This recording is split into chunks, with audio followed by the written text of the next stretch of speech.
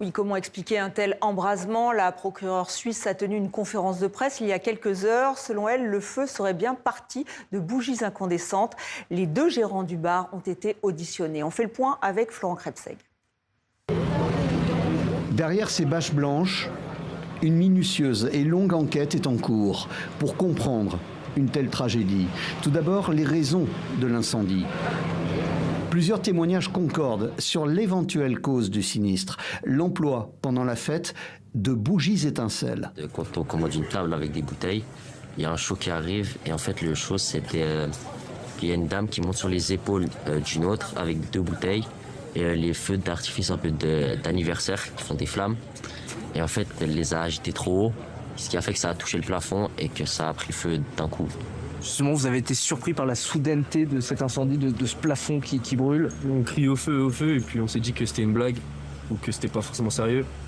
Et puis d'un coup, très gros nuage de fumée noire, on n'arrivait plus à respirer. Au-delà de l'emploi de ces bougies, régulièrement utilisées dans ce genre d'établissement, des questions se posent également sur les revêtements, sans doute hautement inflammables, disposés sur les murs et le plafond de l'établissement. Après, c'est une enquête de police qui est en cours, qui va être menée, qui est déjà menée, avec des dizaines d'auditions qui ont déjà été menées, et c'est ça qui va nous permettre de déterminer. Mais c'est vrai que je ne vous cache pas qu'à la vue de ces images, on se pose des questions légitimes. Des questions comme cette autre négligence supposée.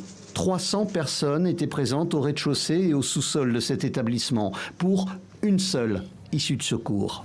Ça ne devrait pas se produire. Les normes sont faites pour que ce genre d'événement ne se produise pas. Pour un local qui contient plus que 100 personnes en Suisse, il faut au minimum 2 sorties de secours. Les propriétaires du bar, 2 Français, ont d'ores et déjà été entendus par les enquêteurs. Et nous retrouvons en direct de Crans-Montana, en Suisse, notre envoyé spécial. Bonsoir Michel Cerutti. Tout le monde est sidéré dans la station, vous avez pu le constater. Bonsoir Estelle, effectivement, hier il y avait le choc, aujourd'hui encore, le monde est sidéré, nous le sommes tous. Une vague de tristesse, de recueillement aussi, innombrables ont été les personnes à défiler dans la station aujourd'hui, à venir là où il est permis de s'approcher du bar Le Constellation, là où bien, le passage n'est pas bloqué, des centaines de gerbes de fleurs ont été déposées. Il faut savoir que la Suisse a décrété un deuil national pour plusieurs jours, que les drapeaux sont en berne, c'est vraiment une tragédie incroyable, effroyable qui touche le pays, qui touche Crans-Montana et qui touche la Suisse et les communautés internationales, puisque manifestement les victimes morts ou blessées eh bien, ne font pas simplement partie des citoyens suisses, même s'il semble que les citoyens suisses soient en majorité touchés par eh bien, ce drame de la nuit du Nouvel An à Crans-Montana. Oui, le bilan reste provisoire. On n'a que très peu d'informations sur les victimes, si ce n'est leur nationalité et encore, surtout pour les blessés. Effectivement, les autorités font état d'une quarantaine de morts. Pour l'instant, un bilan qui peut malheureusement aller encore à la hausse dans les prochaines heures, dans les prochains jours. 119 blessés, parmi lesquels 71 Suisses, une dizaine, 13 ou 14 Français, 11 ou 12 Italiens sont les 3 communautés qui sont les plus touchées jusqu'à présent. Des blessés qui se trouvent dans différents hôpitaux en Suisse, mais aussi à l'étranger, en France, en Italie, en Belgique par exemple, y compris en Pologne. Et puis avec ce drame qui s'ajoute au drame, j'ai envie de le dire, on a entendu tout à l'heure la maman d'Arthur, que j'ai également rencontré cet après-midi, qui est venu nous trouver, qui nous parlait, voilà, des parents qui ne savent rien de leurs enfants. 40 heures plus tard, dans le sujet on entendait parler de 30 heures, 40 heures plus tard, elle ne sait toujours pas où est son fils, elle ne sait pas s'il est blessé, elle ne sait pas s'il est mort. Et par conséquent, eh bien, on a effectivement ce drame dans le drame qui s'ajoute ça à ces parents qui eh bien, ne savent pas si leur enfant est décédé, leur enfant est blessé, où il se trouve éventuellement. Et les autorités font le maximum. Les autorités parlaient d'une quarantaine de spécialistes de médecine légale qui sont là pour identifier, pour interroger, pour essayer de savoir qui est qui parmi tous ces blessés, ces décédés et ces personnes mortes. Et pour autant, eh bien, on ne sait toujours pas exactement combien il y a de morts et combien il y a de blessés, surtout quelles sont les identités des différentes personnes blessées ou mortes. Michel Cerutti en direct de Crans-Montana, merci d'avoir été avec nous. Une cinquantaine de blessés d'ailleurs a été transférée ou va être transférée dans des hôpitaux européens. Et la Suisse rendra un hommage national aux victimes. Ce sera le 9 janvier. Les drapeaux, vous le voyez, sont déjà en berne dans tout le pays. Et nous partons maintenant à Reims, en France, retrouver Gérard Chemla. Bonsoir. Vous êtes l'un des avocats de la Fédération des victimes d'attentats et d'accidents collectifs.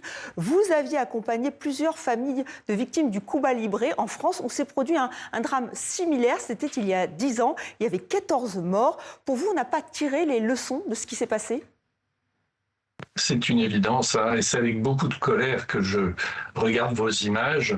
Nous sommes exactement dans la transposition de ce qui s'est passé il y a moins de 10 ans en France, puisqu'il faut se souvenir qu'il y avait une vingtaine de jeunes dans le sous-sol d'un bar, qu'avec des bougies étincelantes, une jeune fille qui venait fêter un anniversaire et qui avait un gâteau dans les mains a enflammé des revêtements de plafond qui sont classiques, hein, qui sont des revêtements qui sont mis là pour des problèmes de bruit, et ça s'est transformé très très très vite en un lieu totalement dramatique avec des gaz épouvantables et puis une chaleur qui a fait que très peu ont pu sortir. Bien évidemment, pas d'issue de secours utilisable, un petit escalier. On retrouve exactement les mêmes ingrédients. Le même scénario qui se répète. Est-ce qu'il faut mettre en place une législation plus stricte? Alors au niveau européen, même si là il est question de la Suisse, mais est-ce qu'il faut mettre en place cette législation plus stricte? Pour moi, ce n'est pas une question de législation, c'est une question de respect de la loi. La législation, si vous voulez, elle existe. En tous les cas, en France, je ne connais pas la Suisse, mais il est évident que les mêmes règles s'appliquent. J'entendais qu'il fallait plusieurs issues de secours. Le vrai problème, c'est pas la loi, c'est l'absence de respect de la loi, l'absence de vérification par les autorités administratives, l'absence de déclaration de l'utilisation des salles, et à chaque fois, on voit des très jeunes gens dans des moments festifs qui meurent dans des conditions épouvantables. Appliquons les lois. 14 Français sont blessés, d'autres sont portés disparus. Est-ce que votre fédération va les accompagner ? Alors, ça n'est pas ma fédération, c'est une fédération pour laquelle j'interviens de manière régulière, et il est évident qu'elle est ouverte et déjà sur les dents, puisque j'ai vu une réaction de la présidente dans l'après-midi. Elle est bien évidemment ouverte et disponible pour l'ensemble des personnes qui la contacteront.